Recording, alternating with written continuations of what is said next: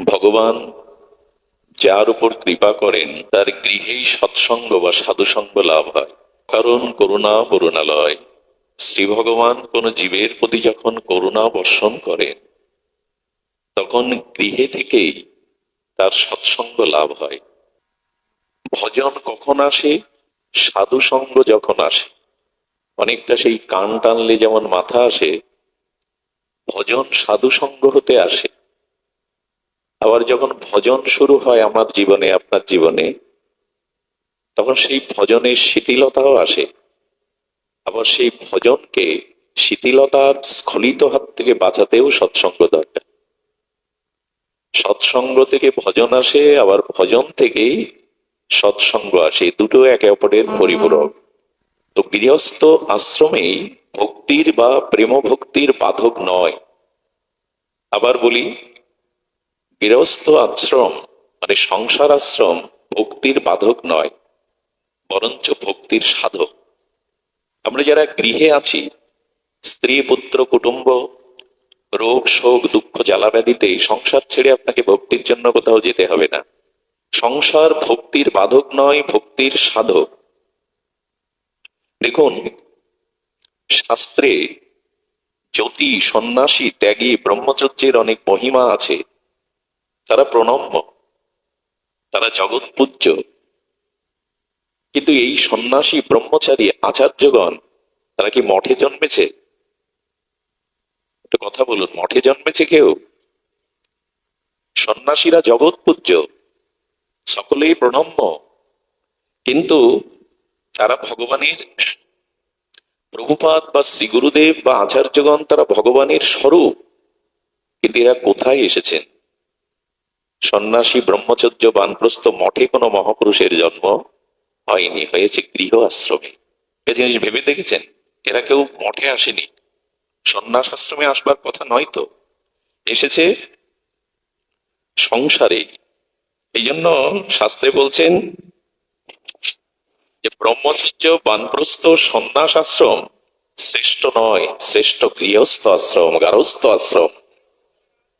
এটি অন্য তিনটি আশ্রমের জননী। এই যে সন্ন্যাস আশ্রম, বানপ্রস্থ আশ্রম, ব্রহ্মচর্য আশ্রম, এই আশ্রমের জননী হলো গৃহস্থ আশ্রম বা গারস্থ আশ্রম বা সংসার আশ্রম। কিছু মনে নেবেন না। এই গৃহী বা গৃহস্থ সংসারীদের তাদের শুদ্ধ সাত্ত্বিক দানেই কিন্তু আশ্রমগুলো চলে। এরাই বাঁচিয়ে রাখে এই আশ্রমগুলি। মঠ মিশনগুলি কারা চালায়? এই দাতা, সাত্ত্বিক, উদার, যারা দান পরায়ণ, তাদের জন্যই তো চলে। এই জন্য আমরা যদি আধ্যাত্মিক দৃষ্টিকোণ থেকে বিচার করি, তাহলে গৃহস্থ আশ্রম অন্য আশ্রমের শ্রেষ্ঠ। আজ পর্যন্ত তাদের আবির্ভাব এই গৃহেই হয়েছে। বরঞ্চ গৃহে থেকে যারা ভগবত ভজন করেন, অনাচারকে ত্যাগ করে সদাচারী হয়ে শুদ্ধ সাত্ত্বিক ভজন করেন, বেদ বাক্য জীবনে চরিত্রায়ন করেন। বেদের 4টি বাক্য সংসারীদের মানতে হয়। প্রথম বাক্য হলো মাতৃ দেব ভব, গর্ভধারিণী মাকে দেবী জ্ঞানে সেবা করো। পিতৃ দেব ভব, পিতাকে সেবা করো, তার আদেশ পালন করো। মৃত্যুর পরে তার আত্মকল্যাণের জন্য নিজে শুদ্ধ চরিত্রবান ভক্ত হয়ে তাদের পূর্বপুরুষের উদ্ধারের ভার গ্রহণ করো। পিতৃ দেব ভব। তৃতীয় মন্ত্র এসেছে বেদ ভগবানে, আচার্য দেব ভব। শ্রী গুরুকে, আচার্যদেরকে সেবা করো। গৃহে কোনো সাধু সন্ত আচার্য যদি আসে, তাদের নারায়ণ জ্ঞানে সেবা করো। চতুর্থ মন্ত্র হলো অতিথি দেব ভব। সংসারী গৃহে আশ্রমে যদি অতিথি আসে, তাদের প্রাণ ঢালা সেবা করো। এই 4টি মন্ত্র বেদে এসেছে গৃহীদের জন্য। যদি এই বেদবাক্য পালন পরায়ণ হয়ে পিতামাতাকে দেবদেবী জ্ঞানে, সাক্ষাৎ দেবতা জ্ঞানে অকৃত্রিম সেবা করতে পারেন, যদি আচার্য, শ্রী গুরু, সাধু, সন্ন্যাসী, আচার্যগণের সেবা অনুরাগ দিয়ে তাদের আদেশ উপদেশ পালন করতে পারেন, অতিথিকে যদি মান্যতা দেন, অতিথি পরায়ণ হন, অতিথি সেবা করেন, তবে সংসারে থেকেই আপনি সন্ন্যাসী, সংসারে থেকেও আপনি ভাগবত ভক্তির অধিকারী। তবে যে সংসারের আমরা যে আশ্রমের আমরা শ্রেষ্ঠত্ব পরিচয় দিলাম, এই যে সন্ন্যাস আশ্রম, ব্রহ্মচর্য, গারস্থ, বানপ্রস্থ, গারস্থ, এই যে বানপ্রস্থ আশ্রম, সন্ন্যাস আশ্রম, ব্রহ্মচর্য আশ্রমের থেকে সর্বোপরি সর্ব উপরে আমরা গারস্থ আশ্রমকেই মান্যতা দিলাম। সেই গারস্থ আশ্রমের আচরণ কেমন হবে, পরিবেশ কেমন হবে, তাদের মন মানসিকতা চরিত্র ব্যবহার কেমন হবে, সমস্ত আশ্রমের জননী শ্রেষ্ঠ যে গারস্থ আশ্রম, তার পরিচয়, তার ব্যবহার, তার আঙ্গিকটা কেমন হতে হবে। মহাপ্রভু একটি সত্য দিয়ে দিয়েছেন, ছাড়ি অনাচার কর কৃষ্ণের সংসার। এই কথা বলেই কিন্তু আমাদের মাথায় সমর্থন দিলে হবে না ঘাড় বেঁকিয়ে, যে তাহলে আমরা সমস্ত আশ্রমের শ্রেষ্ঠ আশ্রমে আছি। সংসার বা গারস্থ আশ্রমের পরিচয় দিয়েছেন মহাপ্রভু। অনাচার যেখানে আছে সেটি শ্রেষ্ঠ আশ্রম, প্রকৃত গারস্থ আশ্রম নয়। সদাচার সম্পন্ন বেদের এই 4 মন্ত্র যারা চরিত্রায়ন করে চলেন তাকেই শ্রেষ্ঠ বলা হয়েছে। আমরা সংসার করতে পারিনি, আর এই জন্য আজ গৃহে সংসারে শান্তি নাই। মহাপ্রভুর বাণীকে, মহাবাণীকে আমরা বহুমানন করিনি, মূল্যায়ন করিনি। আমাদের আর্য ঋষিদের শাস্ত্র বাক্য অনুসারে আমরা সংসার জীবনযাপন করিনি। অনাচারকে পরিত্যাগ করে সদাচারকে গ্রহণ করিনি। সংসারটাকে আমি আমার কর্তৃত্ব অভিমানে অহংকারী হয়েছে, কৃষ্ণের সংসার ভাবতে পারিনি। এই সংসারটি ভগবানের, কৃষ্ণের, এই অভিমান ত্যাগ করতে পারেনি। কর্তৃত্ব অভিমান, ভোগ বিলাসে আজ প্রতিটি গৃহ মন্দির আশ্রমকে আমরা কলুষিত করেছি, কলঙ্কিত করেছি। আজ গৃহ নরকে রূপান্তরিত করেছি। ভজন নাই, সাধন নাই, পবিত্রতা নাই। আজ আছে শুধু ভোগ বিলাস। প্রতিটি গৃহ সংসার আশ্রম থেকে আজ নরকে রূপ নিয়েছে প্রায়শ। এর কারণ কি? এর কারণ বিবাহোত্তর জীবনে স্বামী স্ত্রী তো সংসারের রূপকার। আজকের যে যুবক যুবতী আগামী দিনের তারাই হবে স্বামী বা সহধর্মিনী। এরাই সংসারের রূপ দেবে। এদের তপসাধনা, এদের ত্যাগ, ইন্দ্রিয় সংযমের দ্বারা সুসন্তান জগতে আসবে। তাদের ইন্দ্রিয় সংযম, ত্যাগ, তিতিক্ষা, বৈরাগ্য দ্বারা এই সংসারকেই তারা স্বর্গ নয় বৈকুণ্ঠ সম করে তুলবে। কিন্তু দুঃখের বিষয়, আজ স্বামী স্ত্রী রূপে যারা সংসারে প্রবেশ করে তাদের সংযম আছে? বিবাহ কি শুধু ভোগের জন্য? যন্ত্রের দানব, মানে যন্ত্রের যন্ত্রণা এগুলো দিবেন না দয়া করে, কষ্ট হয়। বিবাহের উদ্দেশ্য কি? নারী ভোগের বস্তু যারা মনে করেছে এরা অসুর, এরা রাক্ষস, এরা নরক বানিয়ে ফেলবে, এরা লঙ্কা বানিয়ে ফেলবে সংসারকে। যতই সোনার লঙ্কা সোনা দিয়ে বাঁধানো হোক, শান্তি থাকবে না। লঙ্কা কি ছিল? সোনা দিয়ে মোড়ানো না? সোনার লঙ্কা ছাই হয়ে গেল, পুড়ে গেল কেন? কারণ রাবণ ভোগের থেকে বেরোতে পারেনি, অহংকার থেকে বেরোতে। এখন সংসার সোনা দিয়ে মুড়িয়ে কি করবেন? রমণী ভোগের বস্তু নয়, বিবাহ ইন্দ্রিয় ভোগের জন্য নয়। কিন্তু আজ কাকে বোঝাবেন এই কথা? বিবাহ সংস্কারটাই নষ্ট হয়ে গেছে। এই জন্য প্রথমে আমাদের লক্ষ্য দিতে হবে বিবাহের উদ্দেশ্য কি। সংসারে থেকে কি করে ভক্তির বাধক না হয়ে ভক্তির সাধক হওয়া যায়, গৃহে থেকে সংসারে থেকে কি করে গোবিন্দ পাদপদ্ম ভজন করা যায়, এই উদ্দেশ্যই আজ আমাদের নাই। আমরা ইন্দ্রিয় তর্পণের জন্য, দেহ ভোগের জন্য এই সংসারে মেতেছি। সংযম কোথায়? ত্যাগ কোথায়? আদর্শ কোথায়? আজ এগুলি আমাদের নতুন করে ভাবতে হবে। সোনা দিয়ে মোড়ালেও লঙ্কা পুড়ে ছাই হয়ে যাবে, ধ্বংস হয়ে যাবে যদি নারীকে ভোগ্যবস্তু ভেবে বসি। বিবাহের উদ্দেশ্য হলো ধর্মসম্মত জীবনযাপন করা, কারণ গৃহটা আশ্রম। বিবাহের উদ্দেশ্য ধর্মসম্মত জীবনযাপন করা, কামসম্মত জীবন নয়, ভোগসম্মত জীবন নয়। উল্টে দিয়েছি আমরা। দেখুন, ধর্মসম্মত সংসার ভক্তির কারণ, আর ভোগসম্মত সংসার, কামনাসম্মত সংসার বন্ধনের কারণ। কেমন? যে তালাটা আপনি চাবি দিয়ে লাগালেন, ওই তালাটা খোলবার জন্য কি আলাদা চাবি লাগবে? কথা বলুন, আলাদা চাবি লাগে? যে চাবিতেই তালা বদ্ধ করলেন, ওই চাবিতেই তালাটা খুলবে। কিন্তু পার্থক্য, লাগাতে গেলে এই পাশে দেন আর খুলতে গেলে এই পাশে দেন। যদি কামনার জন্য, ভোগের জন্য সংসার করেন তাহলে বন্ধনে আবদ্ধ হয়ে পতন হলো। আর যদি ধর্মসম্মত সংসার করেন তাহলে মুক্তি এসে গেল, প্রেম ভক্তি এসে গেল। একই তালা, এপাশ আর ওপাশ। সব থেকে বড় কথা কি জানেন? সংসারে সহধর্মিনী, দেখুন আমাদের সনাতন বৈদিক সভ্যতায় যে শাস্ত্রীয় শব্দগুলো আছে এগুলোও যদি জানতে পারেন তো জীবনে আত্মজ্ঞান হয়ে যাবে। বিবাহের পরে স্ত্রীকে কি বলে জানেন? আমাদের বেদ, আমাদের উপনিষদ, ধর্মপত্নী। কি বলে? এই শব্দগুলো তো এখন উঠেই গেছে। বউ, স্ত্রী সহধর্মিনী বলে। কি বলে? সহধর্মিনী। এবং উপনিষদ বলেছেন ধর্মপত্নী। আমি যদি সেখানে কামপত্নী বানাই, কর্মসম্মত জীবনযাপন করাই হলো বিবাহের উদ্দেশ্য। আমি একা ভার বইতে পারছিলাম না, তাই বিশেষ রূপে বহন করাকে বিবাহ বলে। আমি একা সাধন ভজন ধর্ম সেবা এই ভার বইতে পারছিলাম না, তাই সেই ধর্ম সেবা এই ভার বিশেষ রূপে বহনের জন্য ধর্মপত্নী আনলাম, সহধর্মিনী আনলাম। সহধর্মিনী কাকে বলে জানেন?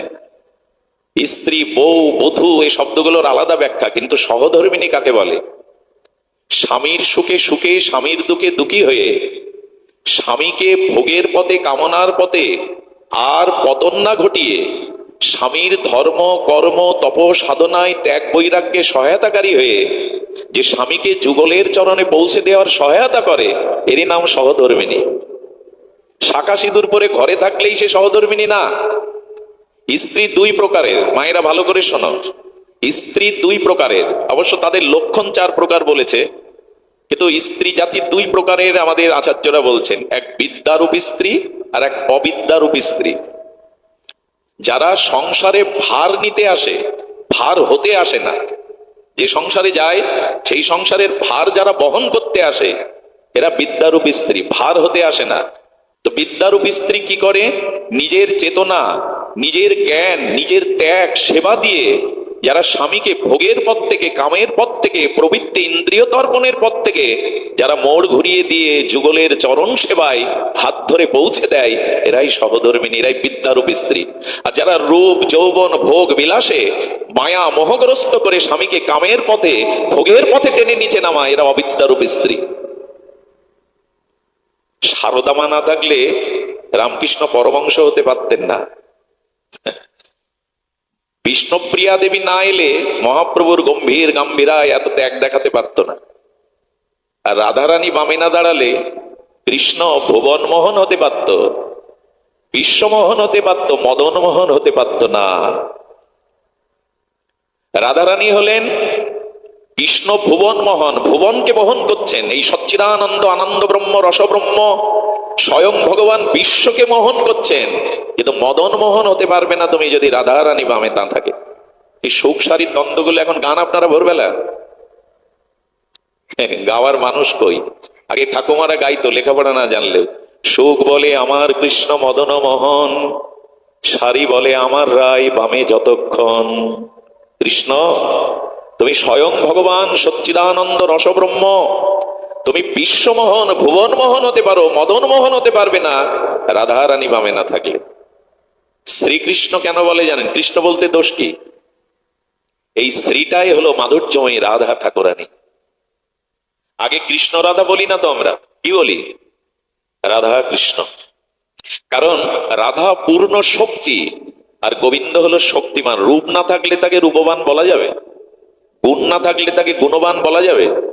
ধন না থাকলে তাকে ধনবান বলা যাবে? তেমনি শক্তি না থাকলে তোমার বামে তুমি শক্তিমান হতে পারতে না ভগবান। রাধারানী পূর্ণ শক্তি আর কৃষ্ণ পূর্ণ শক্তিমান। একই বস্তু, তবু ঠাকুরানী প্রেমময়ী রাধারানী হলেন শক্তি, কৃষ্ণ হলো শক্তিমান। এই জন্য দেবী রূপে ফিরে এসো মা, বৈরাগ্য রূপ নিয়ে ফিরে এসো, সহধর্মিণীর রূপ নিয়ে, ভারতীয় আর্য ঋষিদের সেই রূপ নিয়ে ফিরে এসো। ফিরে এসো সীতা সাবিত্রীর রূপ নিয়ে, অহল্যার সতীত্ব নিয়ে। হরিশ্চন্দ্র রাজাকে ঋণ মুক্ত করার জন্য শৈবা কাশীতে নিজেকে দাসী রূপে বিক্রি করে দিয়েছিল। কে শৈবা? হরিশ্চন্দ্র রাজা হলেন সূর্য বংশের উত্তরসূরি। সেই ভুবন সম্রাট হরিশ্চন্দ্র রাজার দানের অর্থ জোগাড়ের জন্য কাশীতে তখন দাস দাসী বিক্রি হতো। এই মহারানী নিজেকে দাসী রূপে বিক্রি করে স্বামী ঋণ শোধ করে দেয়। এ তো গল্প নয়, উপন্যাস নয়, সিনেমা না হয়, এটাই আমাদের আদর্শ, সনাতনী আদর্শ। কোথায় সেই ত্যাগ বৈরাগ্য রূপ? এই জন্য ভারতীয় কবি খুব আক্ষেপ করে গিয়েছেন, না জাগিলে মা ভারত ললনা, এ ভারত আর জাগে না জাগে না। সেই মঙ্গল সংঘ আর সতীত্বের তেজ নিয়ে দাঁড়াও আরেকবার, তোমাদের গর্ব দিয়ে আরেকবার স্বামী বিবেকানন্দকে আনো, তোমাদের গর্ব দিয়ে আরেকবার স্বামী প্রণবানন্দকে আনো, তোমাদের তপসাধনায় তোমাদের ধর্মচর্চার দ্বারা আবার তোমরা ঠাকুর অনুকূল চন্দ্রের মতো মহাপুরুষকে জগতে আনো। আজ বড় প্রয়োজন একজন মহামানবের। 150-200 বছর হতে চলল একজন রবীন্দ্রনাথ ঠাকুর আসেনি। আজ বড় সুসন্তানের অভাব, কিন্তু ধর্মচর্চা না করলে, সাধনা না থাকলে এমনি এমনি আসবে না। এই জন্য বিদ্যারূপী স্ত্রী যদি হয়, সহধর্মিনী যদি হয়, ধর্মপত্নী যদি হয়, তবে সেই সংসার সেটি শ্রেষ্ঠ আশ্রম হয়। এমনি ঘরদোর করে সাজিয়ে গুছিয়ে আসবাবপত্র রাখলে, সংসার করলেই শ্রেষ্ঠ আশ্রম নয়। ত্যাগ চাই। দেখুন, জীব এবং ঈশ্বর এদের মধ্যে পার্থক্য কোনটি? ভগবান নেমে আসেন কেন? এই যে আপনারা লক্ষ্য করেছেন, কশ্যপ এবং দেবাহুতি, এই যে তাদের তপসাধনার দ্বারাই তো ভগবান সেখানে আছেন। বসুদেব দেবকীর সাধনার দ্বারাই তো ভগবান আসেন। কৌশল্যা মহারাজ দশরথের যোগ্য তপসাধনার দ্বারাই তো ভগবান আবির্ভূত হন। 12টা বছর স্বামী বিবেকানন্দের মা কাশীতে শিবের উপাসনা করে স্বপ্নের দ্বারা শিব ঠাকুরই বলেছিলেন, আমার শক্তি রূপে আমি তোর গর্ভে আসছি। 1 বছর ধরে রুদ্ধ দুয়ারে, এই বাজিতপুর, বৃহত্তর ফরিদপুরের বাজিতপুরের ভুইয়া বাড়িতে স্বামী স্ত্রী মিলে রুদ্র ভগবানের রুদ্ধ দুয়ারে তপস্যা করেছিলেন। স্বপ্নেতে ভগবান শিব বলেছিলেন, আমি শক্তি রূপে আসছি। প্রবানানন্দ রূপে এসেছিলেন তিনি, স্বামী প্রণবানন্দ। তপস্যা ছাড়া সুসন্তান আসে না। কিন্তু আজ আমাদের মধ্যে সেই সাধনা নেই। কামের জন্য সংসার নয়, ধর্মের জন্যই সংসার। এই জন্য সংসারী জীবের বলা হয়েছে, সুসন্তানের উদ্দেশ্যই কেবল স্ত্রীতে উপগত হয়ে এই জগতে একটা সুসন্তান দিয়ে দাও। আচ্ছা, মায়েদের কাছে যদি আমি সবিনয় করজোরে বিনতি করি, নারী জীবনের শ্রেষ্ঠ অলংকার কি? 100 ভরি গয়না হাতের কানের? একটি নারী জীবনের সর্বশ্রেষ্ঠ অলংকার যদি সেই গর্ভে কোনো সুসন্তানের জন্ম হয়। একটি নারী জীবনের সব থেকে বড় অলংকার হলো সুসন্তান। দেখবেন গীতাতে ভগবান কুন্তিপুত্র অর্জুনকে সম্বোধন করছেন কন্তেয়। কি বলে ডাকছেন? কন্তেয়। তোমার মা তপস্বিনী কুন্তি তপস্যার দ্বারা তোমাদের জগতে এনেছিলেন অর্জুন। আপনারা জানেন পাণ্ডুর অভিশাপ ছিল যে কোনো স্ত্রীতে উপগত হলে তার মৃত্যু হবে। এদিকে বিবাহ করেছেন, বংশ পরম্পরা দরকার। আর এই কুন্তি মাত্র 9 বছর বয়সে 4 মাস সেবা করেছিলেন দুর্বাসার মতো ক্রোধী ঋষির। কুন্তির 9 বছর বয়স, সেবাটাই নারীর শ্রেষ্ঠ ধর্ম। 20 জন পুরুষ একটা পরিবারে আছে, কোনো মা বোন নেই, দেখবেন নরক বানিয়ে রেখেছে। ঘরে ঢুকবেন, গোছাবে কে, সাজাবে কে? ওরাই পারে ওটা। এই জন্য নার্সিং এর কাজে এখনো মায়েদের মেয়েদের রাখা হয়।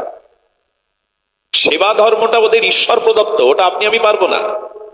আমি বহুবার বলেছি, পিতা এবং মাতা মিলেই তো সন্তানের জন্ম দেয়, কিন্তু পিতার বুকে স্নেহ গলিত হয়ে দুধ হয়। মায়ের বুকের রক্তটা এত স্নেহ গলিত হয় যে ওটা দুধে রূপান্তরিত হয়। এটা কোনো পুরুষের দ্বারা সম্ভব? এই জন্য সেবা, পালন, পোষণ, সংরক্ষণ এগুলো মায়েদেরই ধর্ম। নারী জাতি এটা নিয়ে এসছে ঈশ্বরের কৃপায়। এই জন্য মায়েদের উপরে বিশেষ দায়িত্ব আছে সেবার। সুধীজন,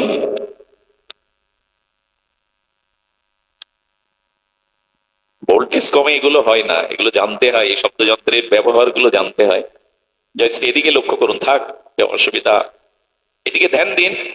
আমি হারিয়ে ফেলবো, অল্প সময়ের জন্য আসছি, একটু ধ্যান দিন। বলছেন যে এই সেবা ধর্মটা তাদের প্রাপ্ত। 9 বছর বয়স কুন্তী দেবীর, আর সেখানে চাতুর্মাস ব্রতের উদযাপনের জন্য ঋষি দুর্বাসা ঋষির পরিচয় জানলে আপনারা রাত 12টায় উঠে বলবে খেতে দাও, যদি না খেতে দিতে পারেন সঙ্গে সঙ্গে অভিশাপে ভস্ম করে দেবে।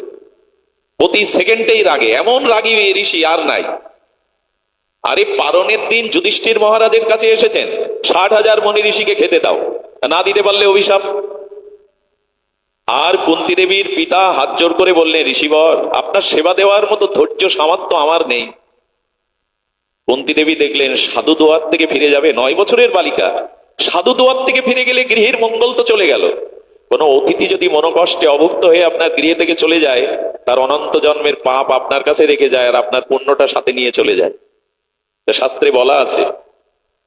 কিন্তু আজ তো আর, আজকে কি লেখা থাকে, কুকুর হতে সাবধান, যাতে কেউ না ঢোকে। আগে লেখা থাকতো স্বাগতম, এখন লেখা থাকে কুকুর হতে কেউ আর ঢুকো না, বিনা অনুমতিতে প্রবেশ নিষেধ। এই সব বাড়ির সামনে এখন লেখা। কোথায় নেমে গেছি আমরা? সুধীজন, সভ্যতা বলছি বটে, শিক্ষা প্রযুক্তি সবকিছু বেড়েছে, কিন্তু না, মানবিকতা মনুষ্যত্ববোধ থমকে দাঁড়িয়েছে। সুধীজন, এই জন্য বাড়ির সামনে এইসব লেখা ঠিক নয়। মানুষকে কেন কুকুর দিয়ে, জন্তু জানোয়ার দিয়ে শাসাচ্ছেন আপনি? সুধীজন, তো মায়েরা, কুন্তী দেবী বলছেন, পিতা সাধু দোয়ার থেকে ফিরে গেলে সব মঙ্গল চলে যায়, আমি ভার নেব। মা তুই পারবি? উনি দুর্বাসা, রাত 2টার সময় উঠে খিদে লাগলে খেতে চাইবেন, বললেন বাবা আমি পারবো। 4টি মাস তিনি একটি সেকেন্ডের জন্য ঘুমাননি। রাত্রে দরজায় হেলান দিয়ে দাঁড়িয়ে থাকতো, ঋষির যদি কিছু প্রয়োজন হয় প্রাণ ঢালা নিবেদিত আত্মা হয়ে 4 মাস সেবা করার পরে দুর্বাসা বিস্ময় প্রকাশ করে বলছেন, এই বালিকা সাধারণ হতে পারে না, আমার মতো তেজে ক্রোধী দুর্বাসাকে সেবা দিয়ে তুই সন্তুষ্ট করেছিস, বর নে। দুর্বাসা বর দিয়েছিলেন, শোন মা, আমার এই বর তোর কাজে লাগবে, আমি তোকে মন্ত্র দিচ্ছি, এই মন্ত্র শক্তির দ্বারা তুই যে দেবতাকে স্মরণ করবি সেই দেবতা তোর সামনে এসে উপস্থিত হবে, বরাবর বর পাবি। এই জন্য স্বামীর কাছ থেকে সন্তানের আদেশ নিয়ে এই মন্ত্র স্মরণ করে দৈবিক দেবতাদের দ্বারা তিনি যুধিষ্ঠির ধর্মরাজের কাছ থেকে নিয়েছিলেন, পবনের কাছ থেকে আমাদের ভীমসেনকে নিয়েছিলেন, দেবরাজ ইন্দ্রের তপশক্তির দ্বারা অর্জুনকে নিয়েছিলেন। সম্ভব এটা? এই জন্য সুসন্তান তপস্যার দ্বারা, ত্যাগ বৈরাগ্যের দ্বারা ছাড়া হয় না। এয়ারপোর্ট ছাড়া বিমান লাভবে এখানে? স্টেশন ছাড়া ট্রেন থামে সব জায়গায়? ভালো গর্ব ছাড়া, তপস্যা ছাড়া সুসন্তান আসে না। সেটাই তো তৈরি করতে পারিনি আমরা সংসারে। সুধীজন, এই জন্য শাস্ত্রে বললেন কাম পত্নী বানাবেন না, ভোগের জন্য মায়েরা না, মেয়েরা না, ধর্মপত্নী বানান। আমাদের বুধাটার পাশে, আমার জন্মস্থানের পাশে একটা মেয়ের বিয়ে দেয়, বাবা অনেক কষ্ট করে টাকা ব্যয় করে, মেয়ের সুখ প্রতিটা বাবাই চায়। 2 মাস যেতে পারে না, মেয়েটা অত্যাচারিত হয়ে চলে আসলো, ছেলেটা ড্রাগ আসক্ত, সংসার করা হলো না। সুধীজন, একটা অনুরোধ করি, গৃহটাকে সন্তানাদি তপস্যার দ্বারা, তপস্যারই ফসলেরা। কুন্তী দেবী এমনি মহিষী হননি, জগৎ পূজিতা হননি, অল্প বয়সে স্বামী হারালো, 12টা বছর পঞ্চ পাণ্ডবদের নিয়ে বনে বনে ঘুরলো, 1 বছর অজ্ঞাতবাসে গেল, বিষ খাইয়ে পুড়িয়ে মারতে গেল, কিন্তু কুন্তীর স্নেহ, সাধনা, তপস্যা, ত্যাগ বৈরাগ্যের দ্বারা তারা ভগবানের চরণ ছাড়া, ছায়া ছাড়া কখনো হননি। ভগবান ওদের ঘরেই বাধা, কুন্তীর মতো জননী যেখানে, ভগবান সেখানে ছায়ার মতো পাণ্ডবদের দুয়ারে পড়ে রয়েছে। সংসারে যখন ভোগ বা কাম চলে আসে তখন পাপের প্রবেশ হয়, আর যখন ত্যাগ বা সংযম আসে তখন ভক্তি বা পুণ্যের প্রবেশ ঘটে। সুধীজন, এই জন্য কলুষিত মন, কিছু মনে করবেন না, সন্ধ্যার পরে এই জন্য ঠাকুর ঘরে যে মেয়েরা 1-2 ঘন্টা কাটায়, গৌর আরতি, তুলসী আরতি, একটু গীতা পাঠ, এইগুলো যখন করে কি হয় জানেন? সন্ধ্যার পরে যারা একান্তে থাকে, কোনো কাজ নাই, হয়তো টিভি দেখছে, মোবাইল দেখছে, এর মধ্যে তখন মানে সন্ধ্যা লাভলে, রাত নামলে মানুষের ভেতরের ভোগ স্পৃহাটা বাড়ে। দিনের বেলায় কাজের অবসর থাকে না, ব্যস্ততা থাকে, এই জন্য মানুষের ভোগ জাগার সময় পায় না। যেই অন্ধকার নেমে আসে, সন্ধ্যা নেমে আসে, মানুষের মধ্যে ভোগ বৃদ্ধি বেড়ে যায়। এই জন্য যে মায়েরা, যে মেয়েরা সন্ধ্যাবেলায় ঠাকুর ঘরে 2 ঘন্টা কাটায়, হরিনাম 16 মালা জপ করে, এদের মধ্যে ভোগ বাসনা জাগার অবকাশ পায় না, ইন্দ্রিয় ভোগের চিন্তা জাগে না, তারাই রক্ষা পায়। এখন আর ঠাকুর ঘরে মানে 3টে শাকের ফু আর একটু একটু জল দেওয়া, এই ওখানে বন্দনা নেই, কীর্তন নেই, শাস্ত্র অনুশীলন নেই, একেই সন্ধ্যা বন্দনা বলি আমরা। আর কি হবে? মোবাইল নিয়ে বসো, টিভি নিয়ে বসো, ভজন আর হয়েছে। এই জন্য কলুষিত মন একান্ত থাকলে কলুষিত হয়, আর ভজন সাধন নিয়ে একান্ত থাকলে মন পবিত্র হয়। এখন আমাদের যেমন দেখি তাই তো ভেতরে প্রবেশ করে, শিখলে কোথায়? দেখলাম যেটাই, যা দেখি তাই তো ভেতরে আসে। এই জন্য সন্ধ্যার পরে মা একটু মালা নিয়ে বসো। রিমোটের চ্যানেল কটা?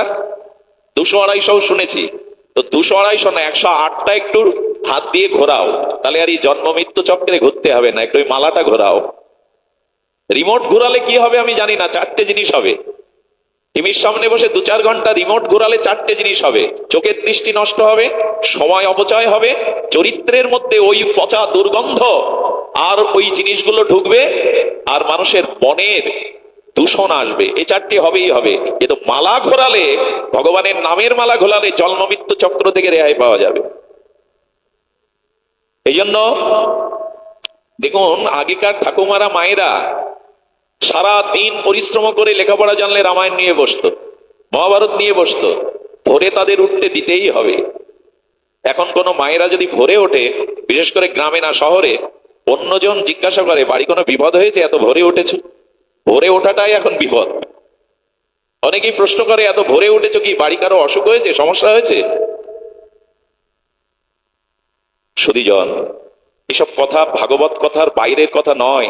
সংসারী যদি না বাঁচে, সুসন্তান যদি জগতে না আসে, জগতের যে দুর্দশা দেখছেন আরো দুর্দশায় পর্যবেসিত হবে। যাই হোক, গারস্থ আশ্রমের এমন শক্তি আছে, স্বামী স্ত্রী যদি ধর্মপত্নী হয়, সহধর্মিনী হয়, ত্যাগ তপস্বিনী হয়, ইন্দ্রিয় সংযম করে কামের বদলে যদি প্রেমের উপাসনা করে, তারা ভগবানকেও পুত্র বানাতে পারে। শুনে রাখো, ভগবানকেও পুত্র রূপ বানাতে পারে। তাদের কাছে ভগবান আসতে বাধ্য। কপিল দেব এলেন না দেবহূতির কাছে, ভগবানকেও তারা পুত্র রূপে পেতে পারে শুধু সাধনার দ্বারা, তপস্যার দ্বারা। মাটি পুড়ে তো ভগবান আসেন না। একটা জিনিস আপনাদের এই পরিসরে বলি, এই সমাজে কোন ব্যক্তিকে ভগবান তার প্রারব্ধ কর্ম অনুযায়ী বেশি ধন দিয়েছেন, কেউ নির্ধনী, কাউকে অতিরিক্ত বিদ্যা দিয়েছেন, কেউ বা বিদ্যা অর্জন করতে পারেননি। এই অসমতা আছে সমাজে। কিন্তু লক্ষ্য করেছেন, ভগবান ধন বিদ্যা অন্যান্য জিনিস পার্থক্য করে দিয়েছেন, কিন্তু মন সবার দুটো দিয়েছেন না একটা? কেন একটা সবার বেলায় অর্থ রূপ যৌবন বিদ্যা শক্তি আলাদা আলাদা, মন একটা দিলেন কেন সবাই?